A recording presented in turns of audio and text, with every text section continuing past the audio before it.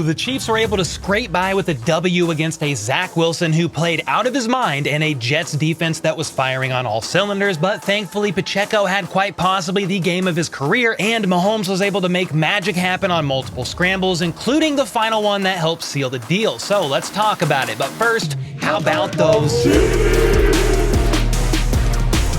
I don't know about you guys, but that was a pretty stressful game that started out fantastic and then slowly but surely turned into one of those games. But hey, ugly or pretty, a win is a win. And with that W, Andy Reid now has 250 regular season wins, which ties him with Tom Landry for the 4th most in history. He passed Landry up last week, but that was for total wins, regular and postseason. But now he's tied with him with regular season wins. So Andy keeps stacking them up, baby. But he doesn't care about that stuff, although we in Chiefs Kingdom really do. He's one of the greatest coaches in the entire history of the game. So you got to give somebody their flowers when it is due, credit when it is due, however the saying goes. Anyway, Andy Reid spoke after the game. He did report some good news here, that there were no real injuries to report on other than linebacker Cole Christensen, who thankfully just pulled his hamstring. Nothing season-ending that I'm aware of by anybody, which is the best possible outcome, as well as getting that W against New York. Now, this game against the Jets was one of the most stressful games I have ever seen since maybe week 1 against the Lions, with several wild things happening throughout. So let's get right into it. The Chiefs started out with the ball and were able to move up the field with relative ease, getting Kelsey involved early on multiple plays, but then stalled out on a 3rd down due to a misconnect between Sky and Mahomes, which resulted in a frustrated Patrick and a 37-yard Butker field goal. On the Jets' opening drive, Willie Gay Jr. had an awesome pass breakup on 1st down, and then a couple plays later, the Jets booted the ball right back to KC, and boy, oh boy,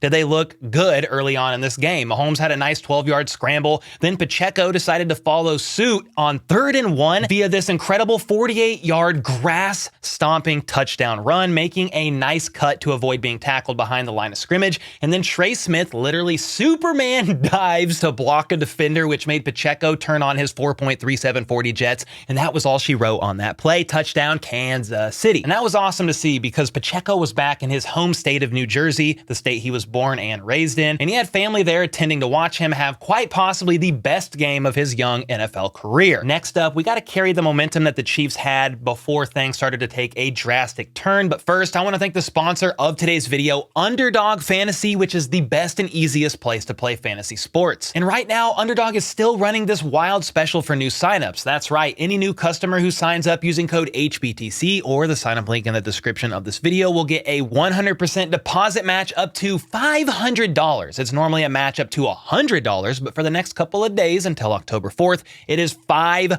And once you sign up, their app and website is super easy to navigate. And I've still been doing weekly pick'ems based on who the Chiefs are playing, picking higher or lower on 2 to 5 key players from both teams to win up to 20x on Z Money. And if you aren't super confident, you can always turn on Pick'em Insurance, which gives you a little wiggle room for your entries. They also have a new Best Ball Resurrection contest starting week 6 and are giving out $300,000 in prizes in this 4-round tournament. So make sure to head on over to the Underdog website for more info and use code HBTC at sign up to get your first deposit of up to $500 matched. All right, from here, the Jets stalled out quickly again on offense thanks to some solid defense, and the Chiefs proceeded to march down the field thanks once again to Isaiah Pacheco on this passing play here, where Mahomes actually slipped on this god-awful field as he threw him the ball, but Pacheco still took it up the right sideline for 33 yards. Shortly after that, on 3rd and 2, with all eyes on Kelsey, Noah Gray got lost in the confusion, snuck out deeper up the field, and Mahomes lofted up a perfect pass that allowed Gray to take it to the house. And this is the kind of stuff that will not show up on the stat sheet for Travis Kelce. He had all the attention here on this play that opened up a big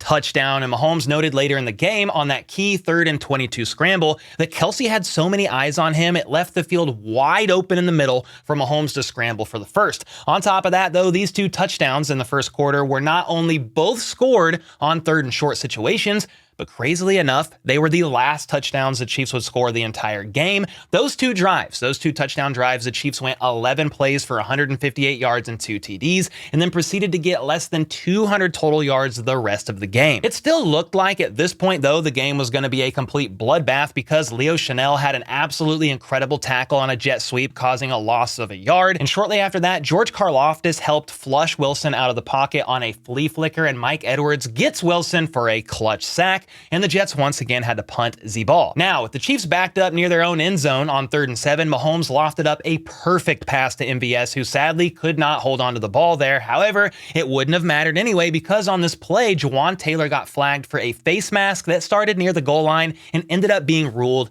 a safety. And that would then result in the momentum halting for KC and the Jets beginning their flight in an upward trajectory. That next drive, there would be 3 straight play action passes with Zach Wilson connecting with Garrett Wilson, and then a 39-yard deep ball up the right sideline. And then again, he rolled out for another connect on the left. Then facing 3rd and 3, George Karlaftis wrapped Wilson up, but sadly couldn't hold on. And Wilson was able to escape that sneaky little serpent to his left and throw what probably should have been a touchdown pass, but thankfully his receiver forgot how to catch the ball and they had to settle for 3, making it 5-17. Mahomes then proceeded to throw a pretty rare interception in ugly fashion on 1st and 10, trying to rainbow the ball over to Noah Gray, but was well short. Mahomes owned it though post-game, saying he got greedy and tried to force a play when he should have thrown the ball away and lived to fight another down. And he's not wrong, because again, this happened on 1st and 10 with plenty more opportunities to try again on that drive, but that set the Jets up near midfield, and a ghost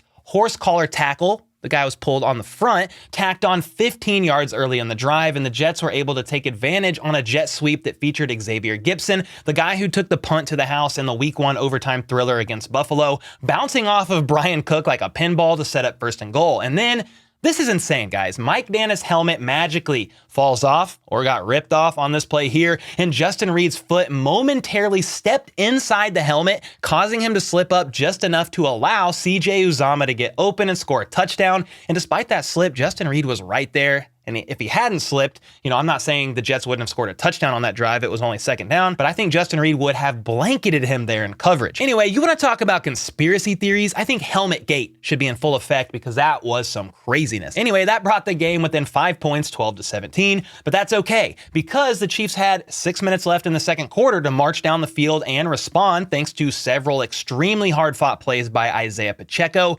Although Mahomes almost threw another INT on a miscue with Travis Kelce, Kadarius Toney then proceeded to have his best catch of the season by far on a 3rd and 6. I mean, he took a huge hit and managed to hold on to the ball, which was extremely impressive. They keep Toney busy on the next play as he bounced off defenders on a jet sweep, I believe, but an unfortunate drop by Rashee Rice on 2nd and 3 ended up causing the Chiefs to kick a field goal just prior to the 2-minute warning when they couldn't convert on 3rd down. New York then moved the ball down the field, but the Chiefs defense held them to a field goal that ended up bouncing off the upright, thankfully giving the Jets 0 points on that, and KC the ball back with great field position. They also had 26 seconds left before half and 2 timeouts.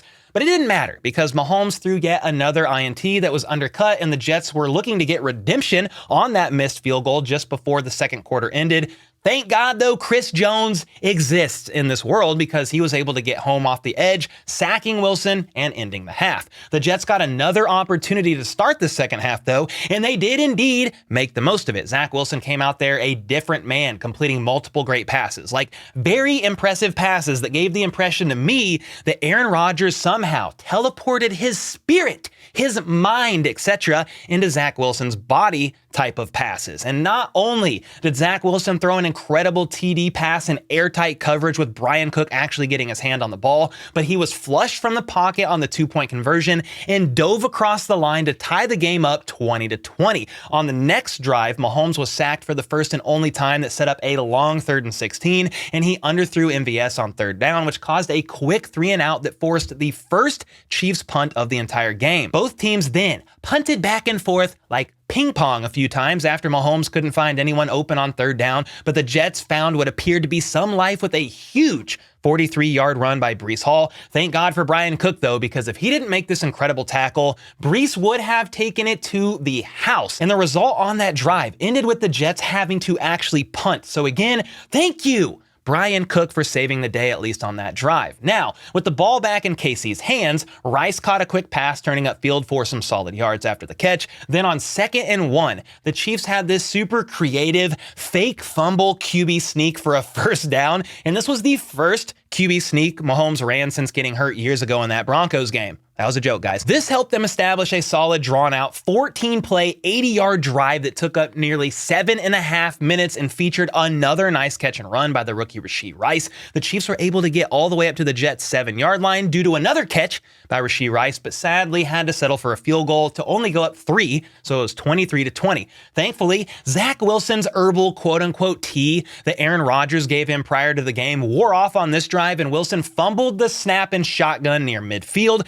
and the ball was pounced on by Turk freaking Wharton, which gave the Chiefs the ball back near midfield with 7 minutes and 24 seconds left in the fourth quarter. And that would actually, believe it or not, be the last time the Jets offense saw the field, as the next drive ended up being 15 plays that featured Mahomes scrambling for the first down that was called back due to a hold on Jawan Taylor. But Mahomes said, screw that, I'm gonna do it again. And on 3rd and 22, he scrambled 25 yards for a first down. Then on 3rd and 10, shortly later, Mahomes and Kelce connect in typical fashion for an incredible first down near the Jets' 8-yard line that would have basically sealed the game, but not so fast because Trey Smith was called on an interesting holding penalty which negated the play. And when I say interesting, I just mean that I've seen worse holds not called. So that one could have gone either way, but hey, at the end of the day, there was a bit of a hold, so it drew a flag. So instead of a first down, it was actually 3rd and 20. And on that very next play, Sauce Gardner got flagged on an interesting defensive holding call that resulted in a 5-yard penalty for a first down.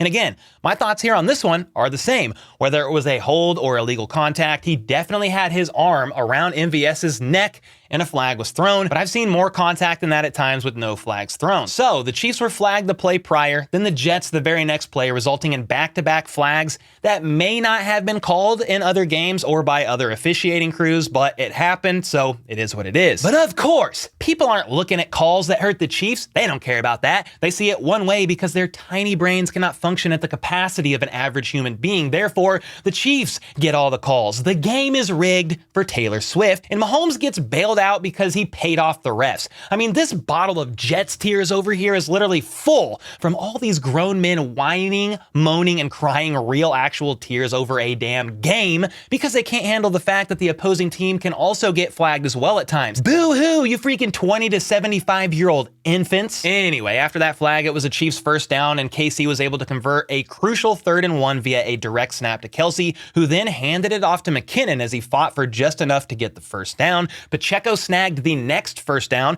and on 3rd and 7, with the Jets out of timeouts and the 2-minute warning gone, Mahomes saw man coverage and scrambled for the first down because Kelce got whiplashed to the ground via a jersey grab that didn't get called. Imagine that. Though, it was a screenplay set up for him, but Mahomes made it happen anyway, sliding down around the 2-yard line, and that, my friends, is game over. Robert Saleh was so mad about this last drive, specifically the call on Sauce Gardner, that he actually had a legitimate roid rage episode seeing nothing but red, getting flagged at the very end of the game. The Jets had plenty of opportunities to win this game, though. Zach Wilson fumbled. You had a drop pass in the end zone. I mean, plenty of opportunity to win. So yeah, at the end of the day, a win is a win. Was it pretty?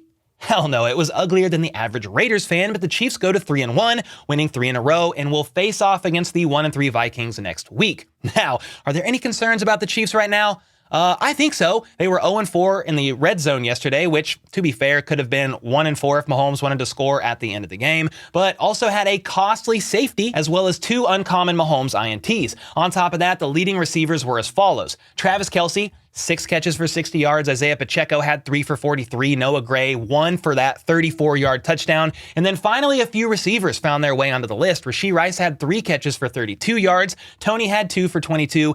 MVS had 1 for 6. And Justin Watson had 1 for 5. So the wide receiver room had 65 yards total, and then non-wide receivers had 138 yards and a touchdown. And that is not ideal, in my opinion, especially when you have Sky Moore out there on 41 offensive snaps and gets 2 targets for 0 yards. That is unacceptable, in my opinion. Now, some of that was due to Mahomes throwing picks that shut the drives down, penalties that negated some plays, and also the fact that the Chiefs did have a nice day running the ball. Pacheco had 20 carries for 115 yards and a touchdown. Mahomes then had 7 scrambles for 51 yards, and thank God he's one of the most efficient quarterbacks in the entire league when deciding to scramble. And while Sky technically had no receiving yards, he did have 2 jet sweeps for 19 yards. So, in my opinion, Pacheco clearly gets the game ball as he had 158 scrimmage yards and a touchdown featuring the huge 48-yard run. But hey, hats off to the Jets defense. That is a legitimate top defense in the NFL.